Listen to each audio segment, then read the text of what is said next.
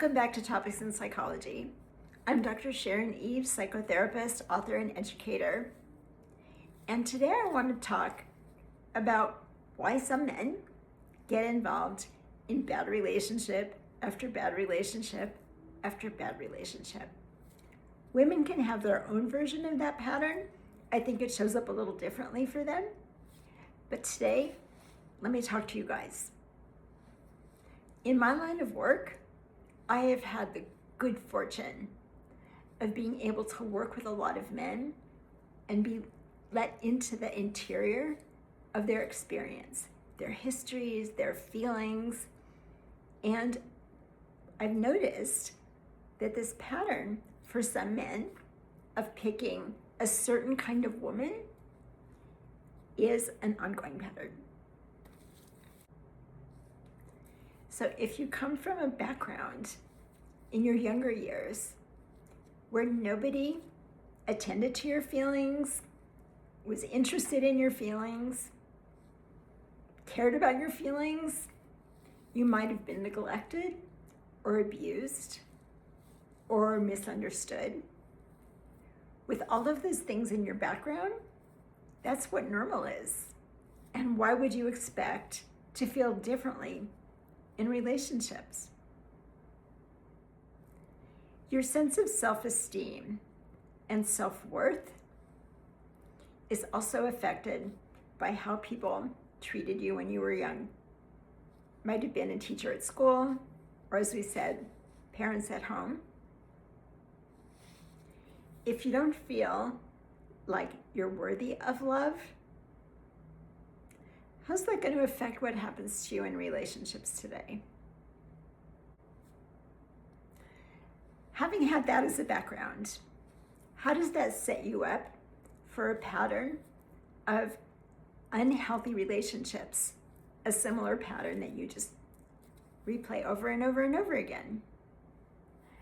There are a couple of kinds of women or women with a couple of disorders that men are very vulnerable to. One is the covert narcissist. The overt narcissist is how we usually think of narcissists, grandiose, and they're so special, and they need all the attention, and they're just the best thing ever. The covert narcissist also wants all your attention, but they don't show up in a grandiose way. They show up as, poor me. I can't do this, poor me, or you're so much better at this, and I'm terrible at this. That's your cue to rush in, be the hero of the knight in shining armor, and help elevate her feelings about herself. As soon as you do that, great. And 5 minutes later, again, she's asking you, oh, can you help me with this? I can't do this, please. If you don't, with a covert narcissist, you're going to get a lot of vitriol. You'll get shaming, blaming. I think of narcissists as having two speeds. One being really pleasing to get what they want, and one being really critical and shaming to get what they want. So that's the covert narcissist. The other personality I want to talk about is the woman with some degree of borderline personality disorder. She also, like the narcissist, needs to have all the control and needs to always have the attention on her, but their flavor's a little bit different. They're the victim and you're the victimizer, and you always owe them. So even if you've just done some sweet things, like the covert narcissist, it doesn't last very long. As soon as that action on your part is over, they go back to feeling like you're not doing enough. If you'd only do more. And with the person with borderline personality disorder, whereas the narcissist can be kind of smooth in their game, the borderline usually doesn't have that much control over regulating their emotions. That blowing up, the flying off the handle, the screaming at you in a restaurant. Those are things that you might experience if you're dating a woman who's a borderline.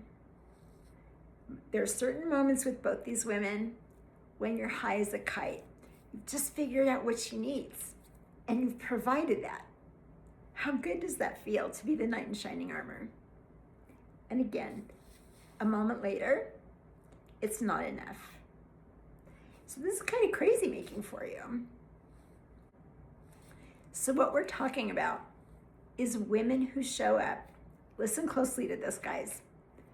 Women who show up as a problem just about to be solved. So this is catnip for really good men.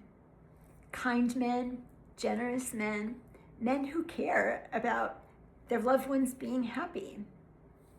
But you can't succeed in any kind of a consistent way. Even though it feels great in the moment, oh, I'm the hero, I figured it out. They can't sustain it. They can't be consistent with that. They don't have the interior emotional structure to do that. But does that keep you from trying? You'll just keep finding the next woman, the next woman, the next woman that looks like a problem just about to be solved. And I want you to ask yourself why you think you're vulnerable to women who have that kind of a pattern. What sucks you in? Once you recognize this pattern, there are a few steps to changing it if you want to. Keep in mind, these kind of relationships are very addictive. If it matches with your self-esteem and you keep feeling like, I've got it this time, and you're not paying attention to what the pattern is, you can get sucked in over and over again. So what I want you to do, like moving forward, I want you to go back and do an inventory of the relationships you've been in. Which one of those relationships falls into the pattern that we've been discussing today? And then I want you to reflect on how that has felt for you and what you'd like to feel that's different. If you want to feel more consistently cared about, have a relationship that feels more mutual, where there's giving and taking on both ends, not just you giving and she's taking, I want you to think about how important that is to you and that you're not willing to give that up. Your commitment to being cared about and not manipulated or discarded, your care about yourself is really important. So I'd like you to think about a few questions before we end today. I'd like you to ask yourself, what is your pattern? Do an inventory of relationships you've been in and how many of them fall into the pattern we've been describing. You're the hero, they need help, they're the victim, a problem just about to be solved.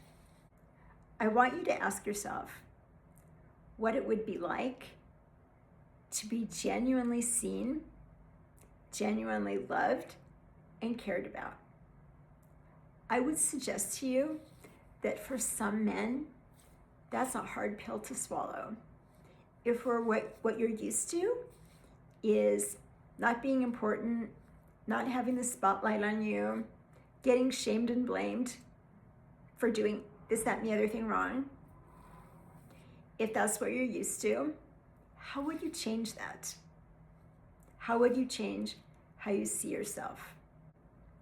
So one thing you can do is do some sharing with people who love you and who see your value. Some writing where you write down things that you see a value in yourself and start to see yourself as somebody that someone could love. Not whatever you learned growing up, but how you see yourself now. I want you to think about how it would feel for you, how it would be for you to be with someone who's caring and generous and can focus on you and doesn't have to have the focus on them all the time. They value you and don't shame you all the time. How uncomfortable would that be? If your sense of self is pretty low, it can be really uncomfortable to let someone love you.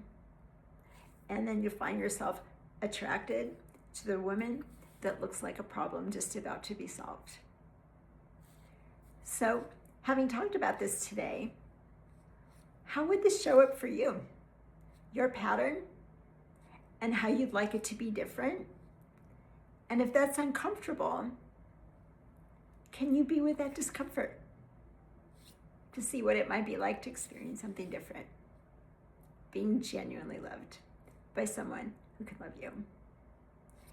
Thank you so much for coming today. We'll see you again soon. We have lots more videos coming up. Take care. Bye.